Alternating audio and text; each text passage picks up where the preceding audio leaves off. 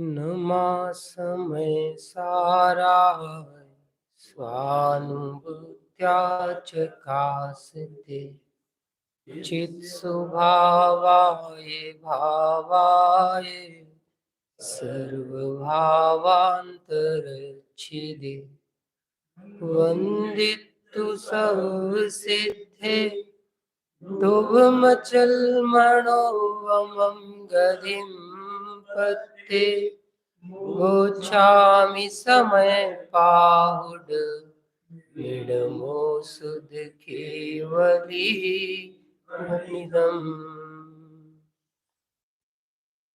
देव शास्त्र गुरुवर रहो मम स्वरूप दर्शाय किया परम उपकार में नमन करूं हर्षाय आऊं आप समीप जब निज स्मरण सुआर निज प्रभुता निज में प्रभु प्रत्यक्ष दे दिखार। कल एक वैराग का समाचार हमने सुना।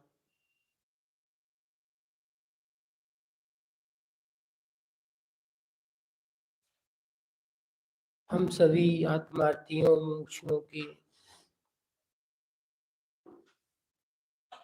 एक आदर्श पुरुष, एक आदर्श आत्मा आराधक, जिन्हें हम सब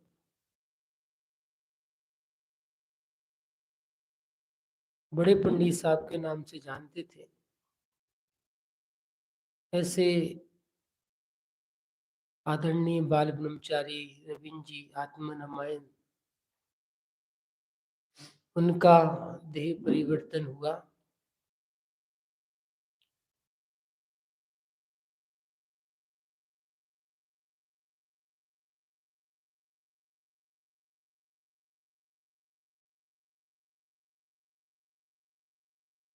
अलौकिक विलक्षण प्रतिभा के धनी, बहुत बहुत ही वास्तव में तो क्या कहें, अपनी योग्यता की कमी, अपनी परिणति की विपरीतता, कमजोरी, जो भी कहें, अपने उपादान की कमी कि हम जो लाभ उनसे लेना चाहिए वो ना ले सके।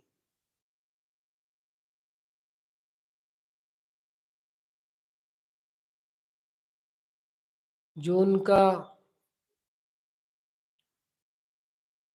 अंतरंग था, उनका आंतरिक व्यक्तित्व था,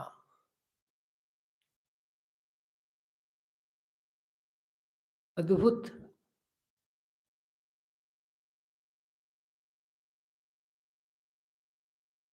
वह सारी समागम की बातें,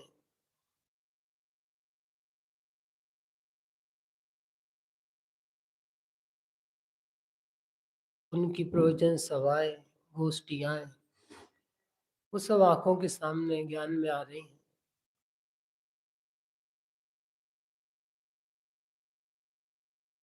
कैसा उनका अद्भुत चिंतन, सर्वांगीण चिंतन, बहुत ऐसे महापुरुष दुर्लभ ही होते हैं, वास्तव में दुर्लभ होते हैं।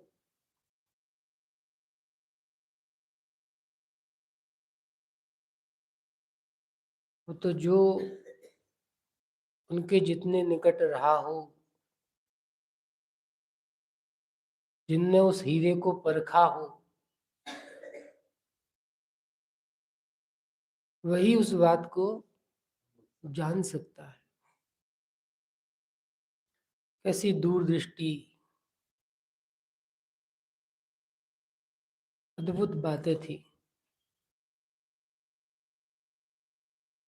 उनके जो उपलब्ध प्रवचन हैं सभी ने सुने हैं जो यहाँ पर हैं। उनकी जो रचनाएं हैं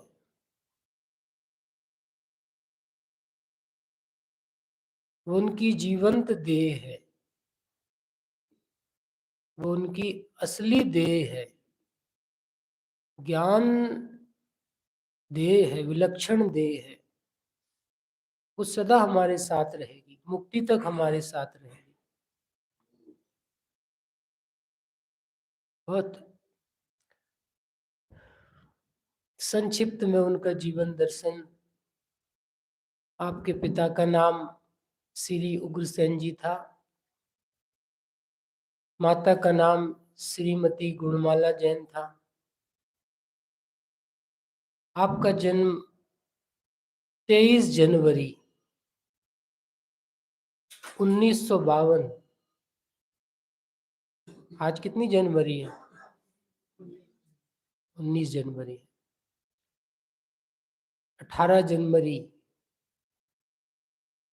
अष्टमी के दिन उनका वियोग हुआ। उनका जन्म 23 जनवरी 1952 को बुधवार के दिन हुआ। देखो, बुधवार, माँ कृष्णा एकादशी संवत 2008 में, कुरावली उत्तर प्रदेश में। आपकी शिक्षा एमए हिंदी रही, साहित्य रत्न रही।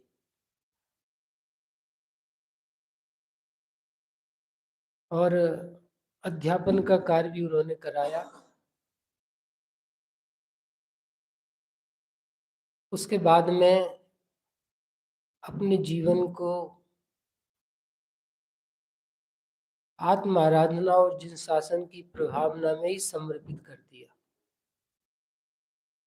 प्रारंभिक वर्षों में तो प्रायः उनका जीवन गुप्त ही रहा, अत्यंत गुप्त रहा, एकांत प्रिय रहे। अपनी जिनवाणी की उपासना और अपना चिंतन और अपना लेखन, यही उनका मुख्य जीवन रहा। फूल की खुशबू कब तक छुपेगी? धीरे धीरे उनकी महक फैलती रही, लोग जुड़ते गए। बहुत प्रयत्न करने के बाद कुछ सोनागर आदि में प्रायः अमायन, भिंड, मऊ ये उनके स्थान थे। लेकिन सोनागर आदि के माध्यम से विशेष गोष्ठियों का आयोजन हुआ। देश विदेश के लोग लाभ लेने पहुंचे। रचनाओं के माध्यम से तो उनसे हजारों लाखों लोग देश विदेश के जुड़े थे, लेकिन प्रत्यक्ष लाभ का लोगों को परिचय हुआ। उनकी मुख्य साधना स्थली अमायन, जिला भिंड, मध्य प्रदेश रही।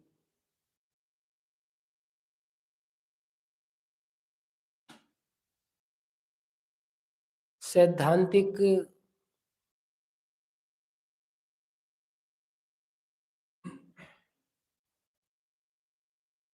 चरणानियों परक उनकी शैली, जीवंत प्रवचन एक तरह से कहें। जिन प्रवचनों में, जिन चर्चाओं में कोई कृत्रिमता नहीं। आप उनके एक एक प्रवचन सुनोगे तो आपको ऐसा लगेगा हमसे बात कर रहे हैं। कोई भी व्यक्ति सुने एकदम सरलता से, सिद्धांतिक बातें। कभी जब चर्चा का अवसर मिलता था तो कोई सिद्धांत पूछते थे, एकदम ऐसे सरल दृष्टांत,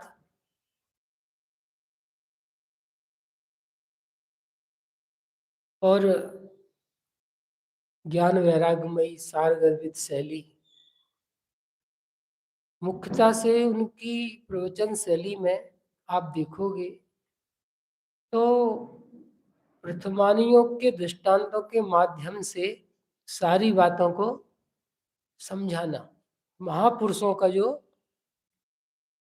जीवन दर्शन, कितनी प्रथमानियों की बातें।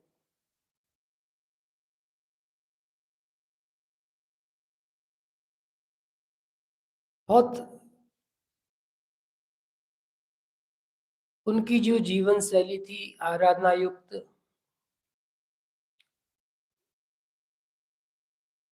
जीवन में एक रूपता, आडंबर शून्यता, स्वांता सुखाए, निरपेक्ष, आगम के अनुसार निर्दोष जीवन पद्धति।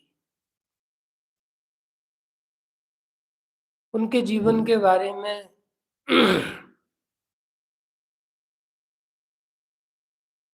यदि एक बात कहें तो अतिशयोक्ति नहीं है कि आज जैसा जीवन बड़े बड़े महाव्रतियों का, त्यागियों का जैसा जीवन होना चाहिए, होता है, लेकिन उनसे उनका कोई जीवन कम नहीं था। छोटी छोटी बातें हैं जैसे जल बिन सब सून। किसी भी कार्य को करने के पहले जल की आवश्यकता पड़ती है, बिना जल के कुछ नहीं होता। सबसे पहले सूर्य दिन निकलने के बाद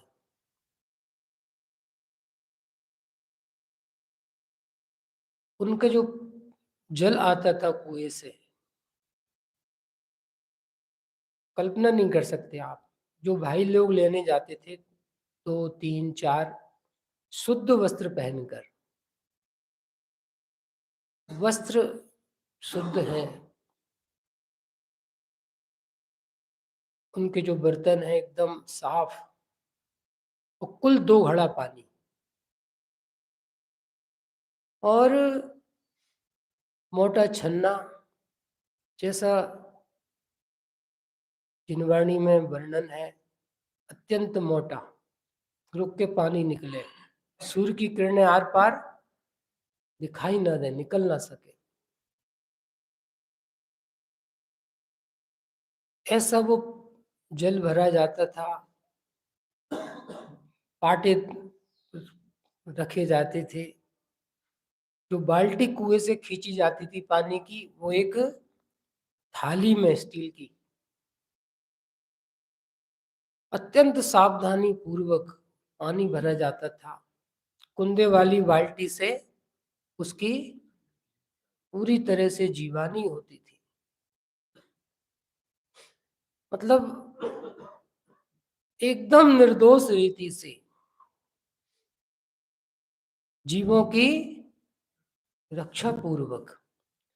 कुल 2 घड़ा जल आता था, उसमें उनका पूरे दिन भर का 24 घंटे का पानी गर्म हो जाना, भोजन बनना, सारी व्यवस्था, और उस 2 घड़े पानी में ही उनका नहाना, कपड़े धोना, और दिन भर का जो भी और लघु शंख आदि में जल यूज होता है, 2 घड़े पानी में उनका 24 घंटे का पूरा काम, तो जो कुएं से आता था, एक बूंद अलग से पानी की आवश्यकता नहीं पड़ती, उसी में सब काम। हाथ के चक्की से पिसा हुआ आटा, जो भी चीजें, मसाले, सब कुएं के पानी से धुली हुई चीजें, सामग्री। दूध उनका आता था तो बर्तन, कपड़ा वगैरह और पाटा, जिसमें बाल्टी नीचे नहीं रखा थी, चेन पे बाल्टी जिसमें दूध लगता था, उसी बाल्टी से बस डिब्बे में दूध रख दिया, आ गया। ये बातें छोटी छोटी क्यों बता रहे हैं आपको? कि उनका जो अंतरंग और बहिरंग जीवन था, पूर्ण अहिंसक, सादगी युक्त, जिनागम के अनुकूल। उनकी अंतरंग ज्ञान, श्रद्धा, चारित्र की परिणति में तो समयसार था ही। रत्नत्रय में परिणति नियमसार में थी ही, लेकिन उनका जो काया का, वचन का भी जो परिणमन था, वो परिणमन भी एकदम रत्नकरण श्राप का चारमय था। वर्तमान योग में जिन आदर्श महापुरुषों को हम पढ़ते सुनते हैं, वो पूरा आदर्श उनके जीवन में था।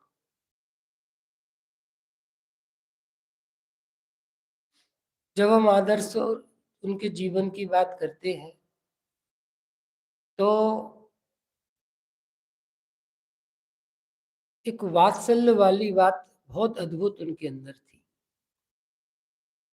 जैसे नए से नया व्यक्ति जाए, वो चर्चा करे, अपनी परेशानी बताए, स्वास्थ्य के बारे में बात करे, तो उससे पूरी विस्तार से बात करेंगे। जो भी उपलब्ध उनके पास वैद्य थे, चाहे बाहर हो, फोन लगवाएंगे, पूछेंगे क्या योग औषधि है, क्या है।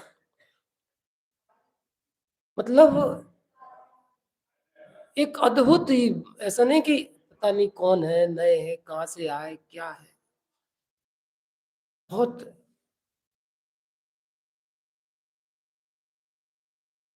कोई पहुंचे, छोटा सा गांव था माइन, पहले तो कोई सुविधा भी नहीं थी, कुछ नहीं था। लगभग समझो आप 25 साल पहले की बात बता रहे। लेकिन कोई पहुंचते थे प्राय हर दिन, देश विदेश से उनके पास लोग मिलने, लाभ लेने पहुंचते ही थे।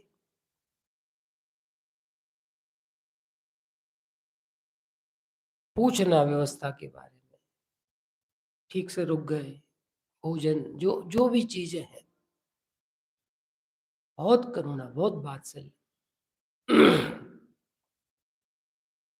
थोड़ा सा जो उनका स्वभाव, जिससे लोग देखते थे, कहते थे, उसके पीछे भी उनका जो देवसास गुरु के प्रति बहुमान और विनय का भाव था, उसमें कमी दिखती थी। उस संबंधी उनको क्षोभ होता था, अपनी व्यवस्था संबंधी नहीं। देवसास गुरु की विराधना ना हो, उनकी प्रभावना में दोष ना लगे, इस संबंधी बात होती थी।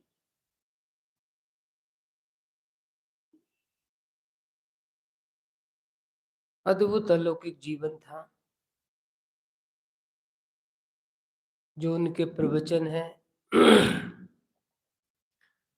मैसेज आपने पढ़ा होगा, भौतिक देह का तो वियोग हुआ, लेकिन उनकी जो विलक्षण ज्ञान देह है वो हमारे पास उपलब्ध है, उपलब्ध है, और हजारों हजारों वर्षों तक रहेगी।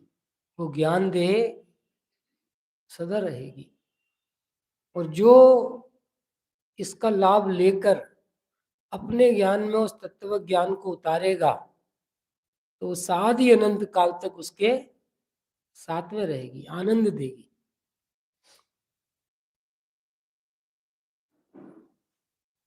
उनकी रचनाएं क्या कहें, कितनी स्तुतियां। देखो आप, कितनी स्तुतियां। अभी नई नई पुस्तकें आई हैं, जिनवर स्तवन आदि,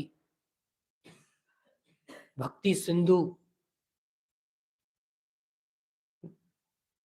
इतनी मोटी मोटी पुस्तक आई है नई अभी, कितनी स्तुतियां। प्राय 2-4 स्तुतियां रचनाएं डेली दिखाती थी, डेली ताजा।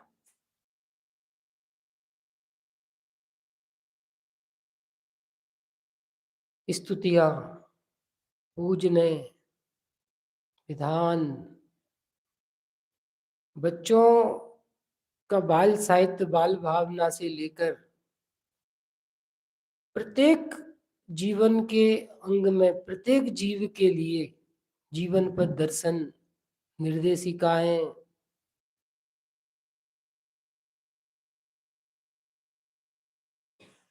लघु कथाएं। पिछले 40 सालों में उनने जो साधर्मियों को पत्र लिखे, 40-50 साल में, कितने गजब, अद्भुत पत्र, अद्भुत पत्र। वो पत्रावली, स्वानुभव पत्रावली, एक एक पत्र कैसा, ऐसा लगे जैसे कोई आपको समझा रहा है, आपकी समस्या आपको समझा रहा है। पूरा समय सार, पूरे सिद्धांत, ज्ञान, वैराग्य, प्रेरणा, बहुत अद्भुत। जो भी हमें अपने मोक्ष के लिए चाहिए, वो पूरा भोजन उनके साहित्य में उपलब्ध है। सर्वांगीण, सर्वांगीण।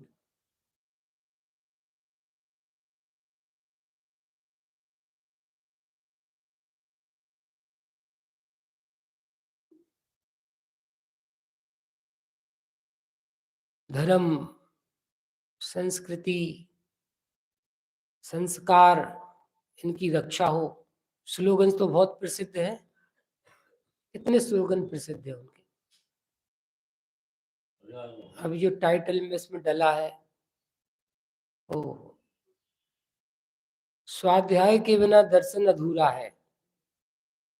स्वाध्याय के बिना आपका देव दर्शन अधूरा है, और सामायिक के बिना स्वाध्याय अधूरी है। इन 2 वाक्य में क्या नहीं आ गया? देव दर्शन हमने किया, लेकिन स्वाध्याय से देव का स्वरूप नहीं समझा, दर्शन का, पूजन का उद्देश्य नहीं समझा, तो वो दर्शन पूजन अधूरी है। पंडित साहब की ये शैली थी बहुत। वो तो हरि अनंत, हरि कथा अनंता है। पंडित साहब की ये शैली नहीं थी, स्वाध्याय के देव के बिना देव दर्शन, क्या बोल रहे थे आप, व्यर्थ है। ये शैली नहीं थी पंडित साहब की, अधूरा है। टोका उनने हमें कई बार, टोका। प्रवचन बड़े पंडित साहब ने हमारे प्रवचन प्रारंभ कराए, हम कभी प्रवचन नहीं करते थे पहले। 2 दिन लगातार बोले प्रवचन करो, बैठो। रामायण में होगी 15 साल पुरानी बात, लगभग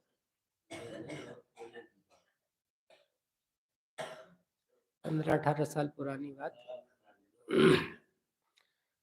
उन्हें जबरन बिठाला गद्दी पे, बैठो। समय सार की 38वीं गाथा चल रही थी। 2 दिन बाद संदेश भेजा कि ये जो गाथा चल रही है, इसमें स्वामी जी के प्रवचन पढ़ो, प्रवचन रत्नाकर से। देखो, इसमें एक संदेश है, लोग कहते हैं कि वो स्वामी जी का स्मरण नहीं करते थे, ऐसा कहा जाता है। लेकिन हम तो प्रत्यक्ष अनुभूत है। उन्होंने कहा स्वामी जी का प्रवचन पढ़ो, अलग से बुलवाया। क्यों पढ़ो? क्योंकि क्या इसका भाव है, इन शब्दों का, इन गाथाओं का, इन टीकाओं का। तो स्वामी जी ने मर्म खोला है, उसको आत्मसात करो। मूर्ख शब्द निकला प्रवचन में, मान लो मूर्ख सुनाई पड़ा उन्हें, बोले मूर्ख नहीं बोलना, देखो सावधानी, मूढ़ बोलना। क्योंकि इसके हाथ पैर नहीं होते, वचन के हाथ पैर नहीं होते, लेकिन घाव बहुत है। वचन सवारे बोलिए, जाके हाथ न पाओ। क्या है? एक शब्द है औषधि, एक करत है घाव। शब्द, लेकिन हम बोल रहे हैं ना, ये हमारी कमजोरी है, हमारी गलती है। आते हैं बहुत से शब्द निकलते हैं, खेद भी होता है, लेकिन ये चीजें सिखाई, बताई। दृष्टांतों के बारे में बोलते थे, अपने प्रथमाइयों के दृष्टांत दो,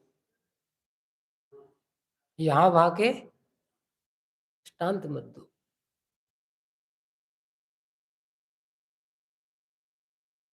तो उन्होंने जो हमें इन रचनाओं के माध्यम से दिया, वह बहुत ही अलौकिक है। जब साक्षात उनके प्रवचन सुनते थे लगातार रहकर, तो एक एक विषय के बारे में जो उनका चिंतन निकलता था,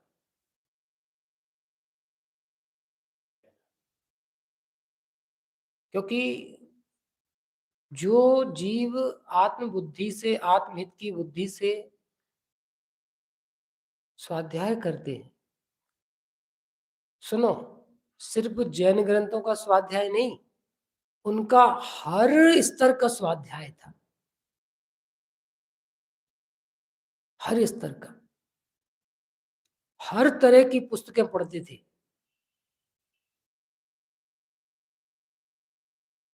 सामाजिक, महापुरुषों की, लौकिक जो है, और जो भी जीवन पथ में काम आने वाली हैं, दूसरे साधकों को मार्गदर्शन में सहयोगी बनने वाली हैं, ऐसी, तो उनका चिंतन निकलता था इतिहास के बारे में, राष्ट्र के बारे में।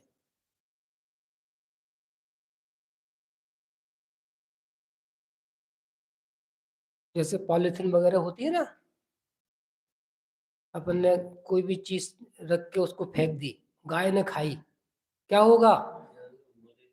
पूरा उसका एक, भैया इसका उपयोग मत करो, सावधानी रखो।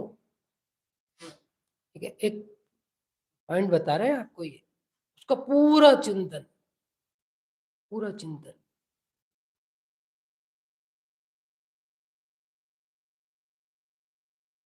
बहुत व्यापक दृष्टिकोण, बहुत दूरदृष्टि, बहुत बहुत गंभीरता। योग की बातें हैं, योग की बातें।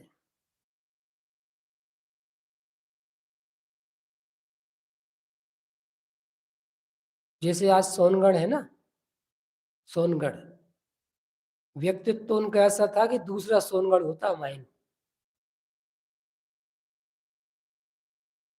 लेकिन योग है, ये क्यों बात बता रहे हैं कि जैसा उनका ज्ञान वैराग्य साधना थी, बहुत उत्कृष्ट थी, बहुत अलौकिक थी। स्वामी जी तो श्वेतांबर से दिगंबर में आए, उनका बैकग्राउंड वैसा, एक स्थिति अलग। लेकिन बड़े पंडित साहब का तो एक बहुत अद्भुत था, बहुत अद्भुत।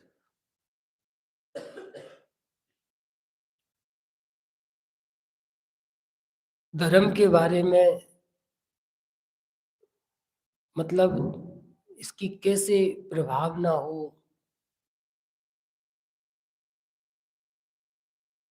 एक एक चीज की सलाह देना, शिविर लगे, गोष्ठियां हों,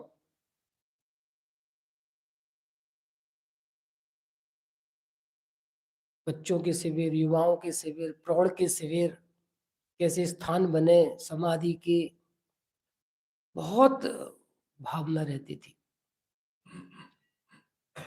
लोगों को निर्दोष चीजें मिले,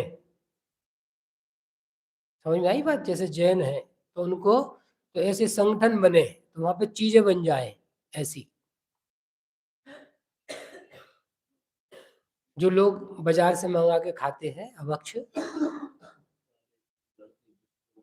बहुत भावनाएं रहती थी।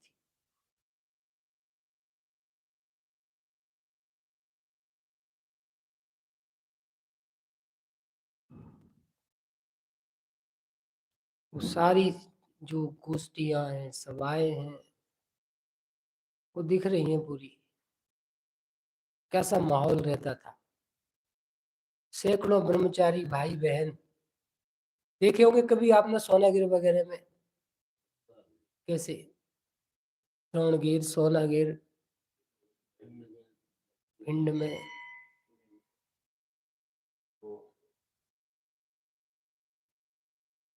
ओ प्रभु जन्म मरण से पार, आत्म तत्व लखा। देखो पंक्तियां कैसी, जन्म मरण से पार, आत्म तत्व लखा। विनाशी बाह जीवन की, आज ममता तजी झूठी। देखो ये जीवन था उनका, विनाशी बाह जीवन की, ममता तजी झूठी। ओ जन्म मरण से पार आत्म तत्व को स्वयं लख रहे और दूसरों को भी लखने में निमित्त बने। ऐसा अंतरंग शाश्वत अस्तित्व स्वयं का लगकर जन्म मरण भय दूर हुआ, दूर हुआ।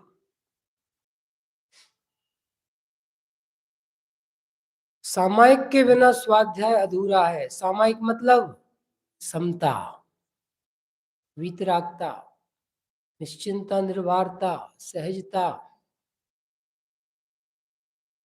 क्योंकि स्वाध्याय का फल क्या है? स्वाध्याय से क्या आती है? सम्यक ज्ञान होता है तो समता आती है, निशंक और निर्भय परिणति होती है।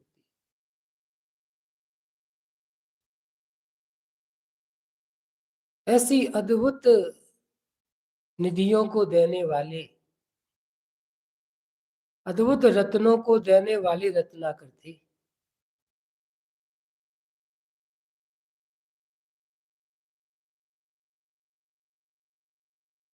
जैसे सूर्य, समुद्र, नदी, पेड़, ये आपसे कुछ लेते नहीं है। लेते हैं कुछ आपसे? कुछ चाहते? कुछ नहीं चाहते।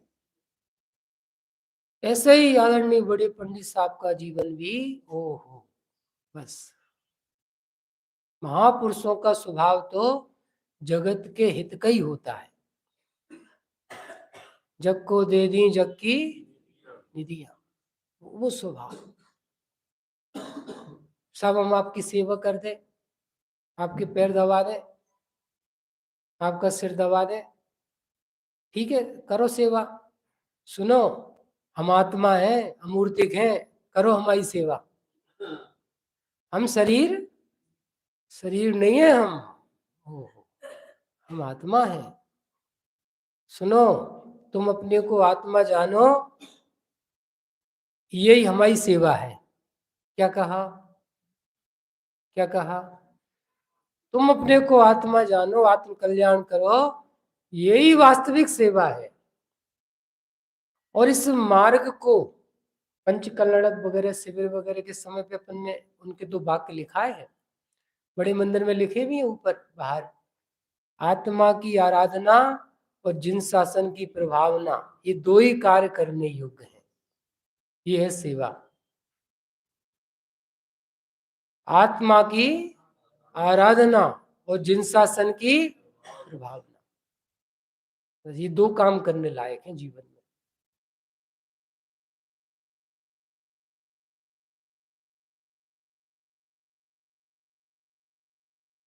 ऐसे अद्भुत अलौकिक महापुरुष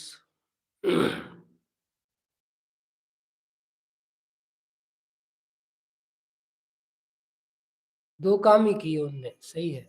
जीवन में उन्होंने 2 ही काम किए बस। एक अपनी निर्दोष आत्मा की आराधना और निर्दोष जिन शासन की प्रभावना कैसे हो, कैसे हो।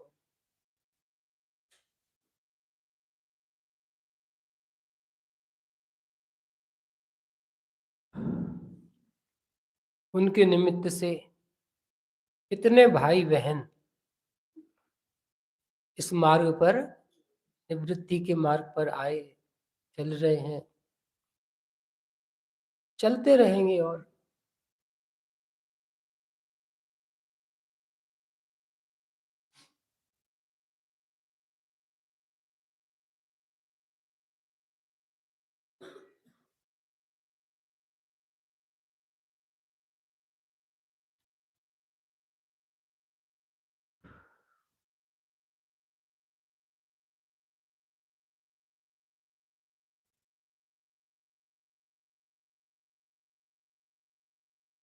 एक रचना है उनकी छोटी सी, उसको पढ़ रहे हैं।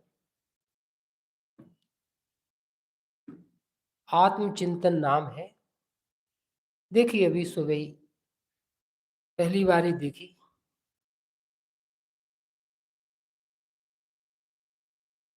प्रसंग अनुसार है। पहली पंक्ति, मैं एक रूप अविनाशी हूँ,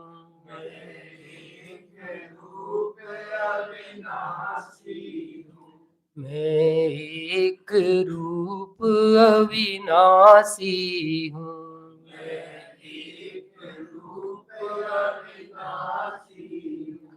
सुख ज्ञान ज्योति गुण राशि हूँ,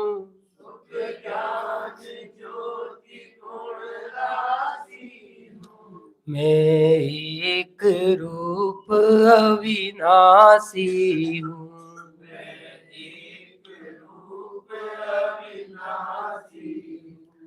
मुझ में ना स्पर्श रस गंध नहीं,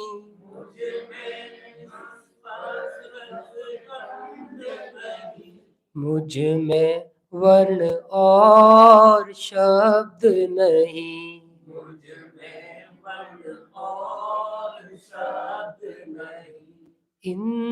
इंद्रियातीत मैं हूँ अलिंग,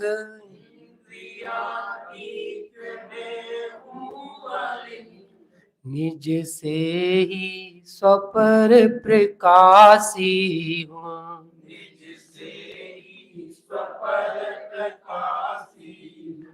मैं एक रूप अविनाशी हूँ,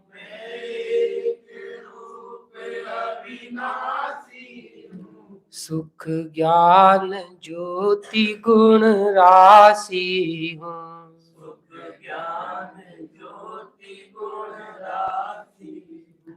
हूँ शाश्वत प्रभु मुझ अंतर में,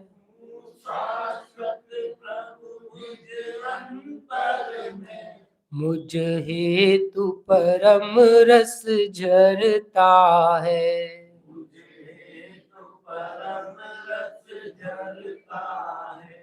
उसको पीते पीते तत्क्षण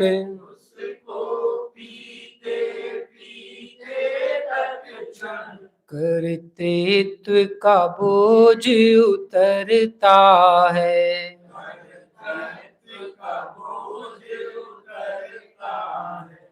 आशा तृष्णा का नाश होए,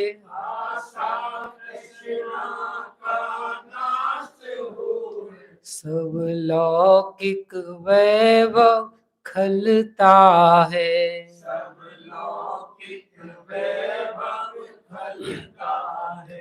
कहाँ शाश्वत प्रभु, कहाँ क्षणिक रूप,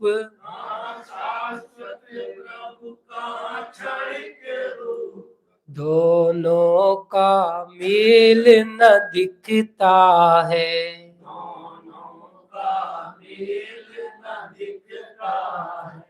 पर्याय निजपना भूल रही,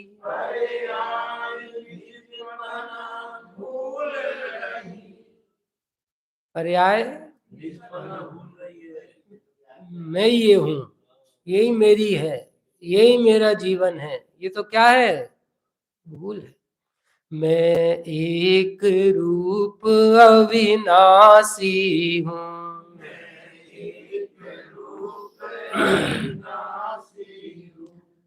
ऐसे विकल्प में जुड़ा हुआ,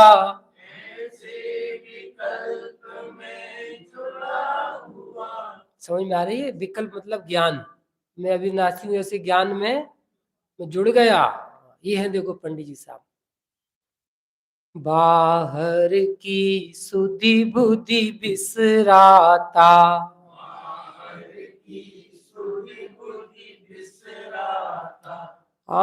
आनंदामृत में डूबा रहूं,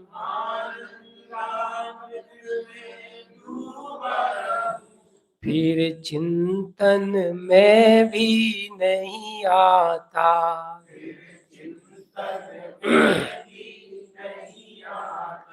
रागादि भाव से भिन्न होए,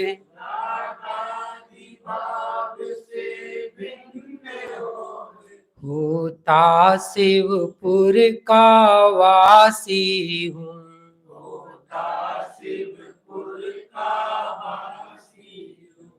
मैं एक रूप अविनाशी हूँ।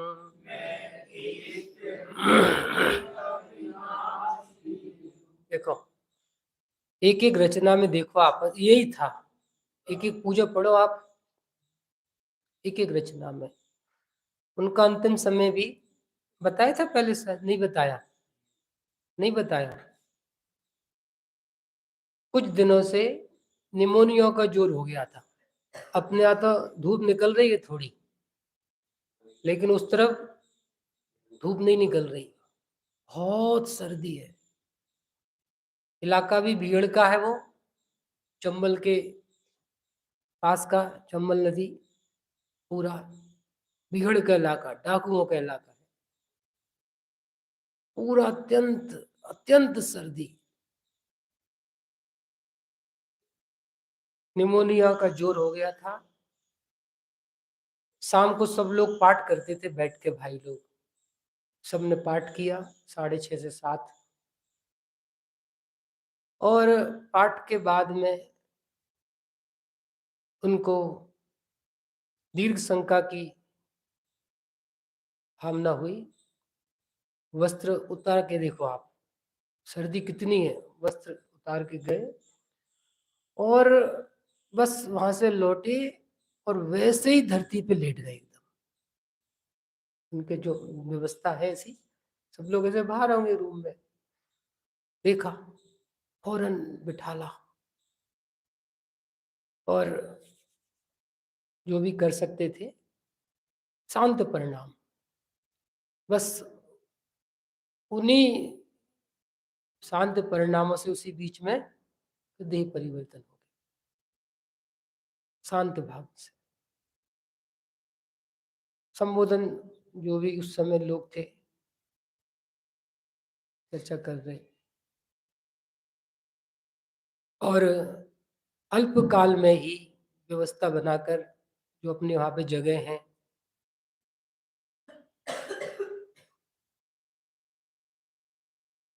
संस्था है ना, तो वहाँ पे सब अपनी जगह है, खेत है एक ऐसा, उसके सेट के नीचे जल्दी से जल्दी उनका देह संस्कार कर दिया रात्रि में ही।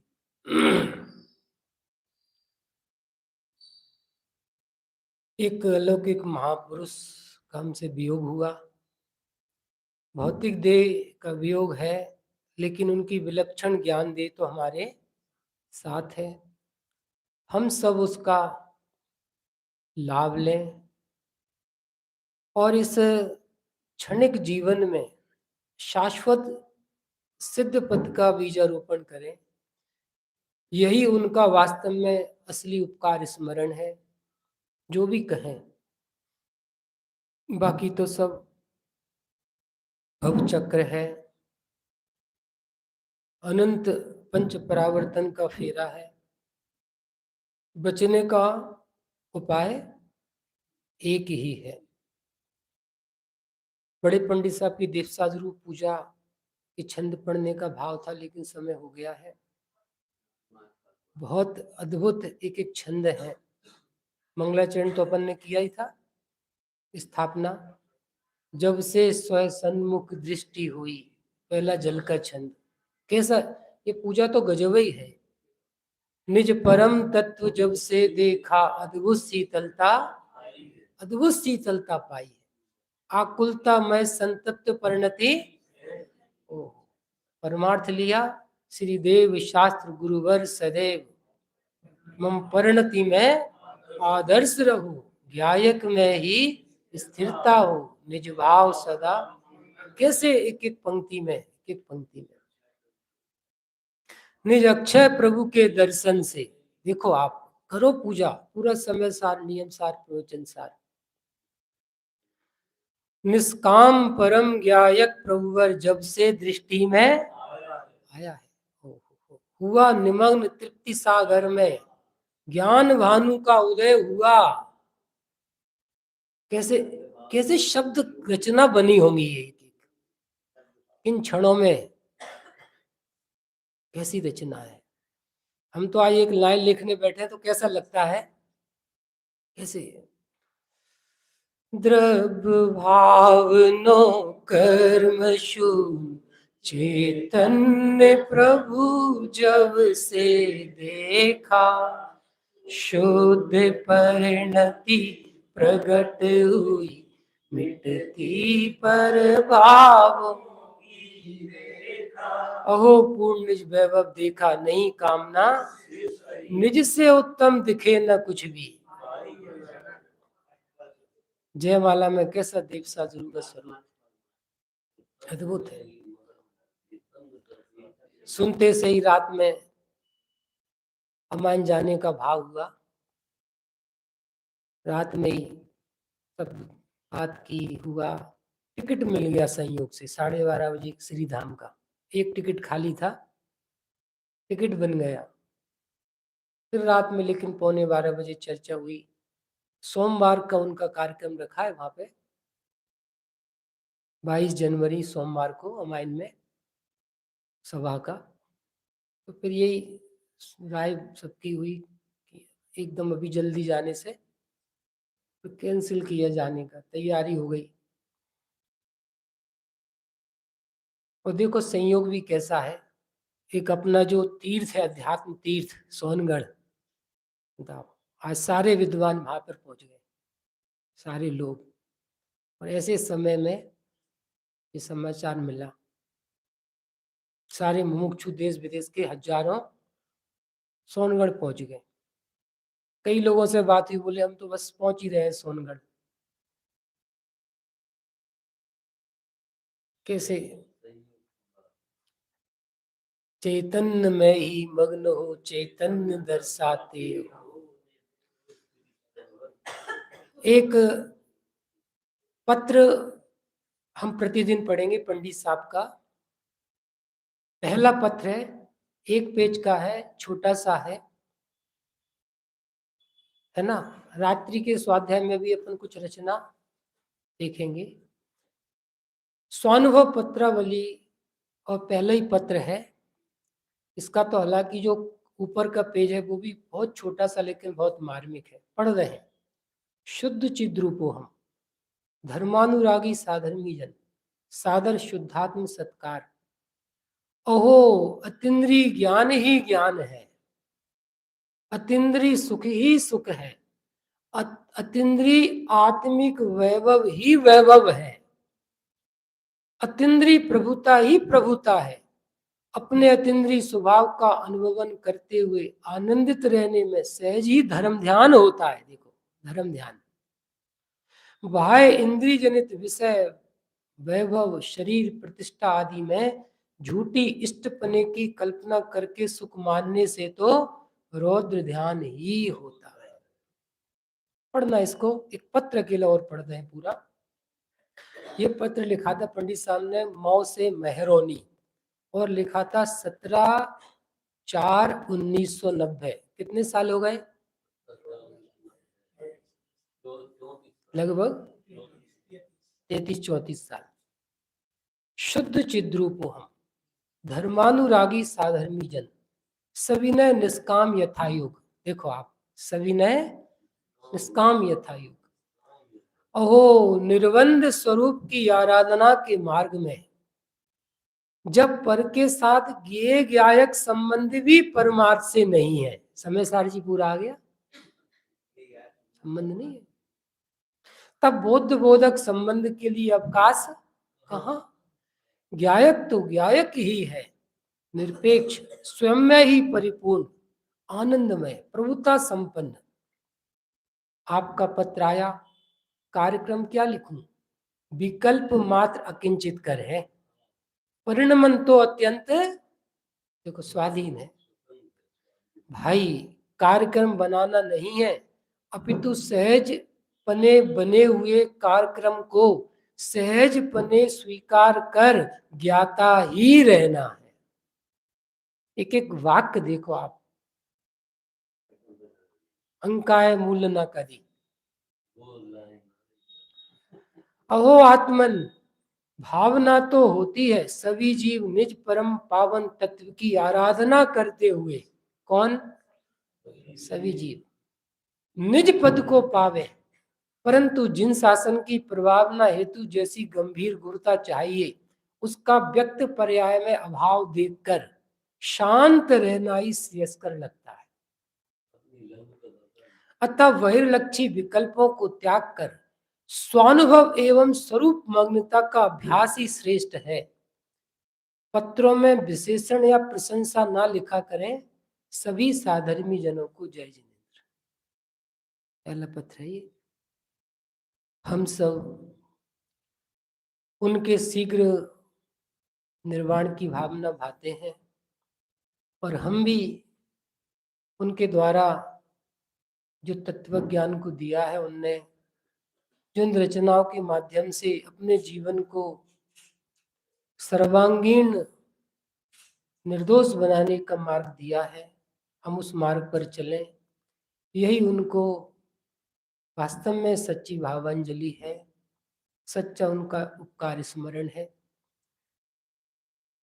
निज निधि निज में बताई, यह अनंत उपकार है, इसके लिए जिन वाणी मांगो वंदना सतवार है, वंदना शतवार।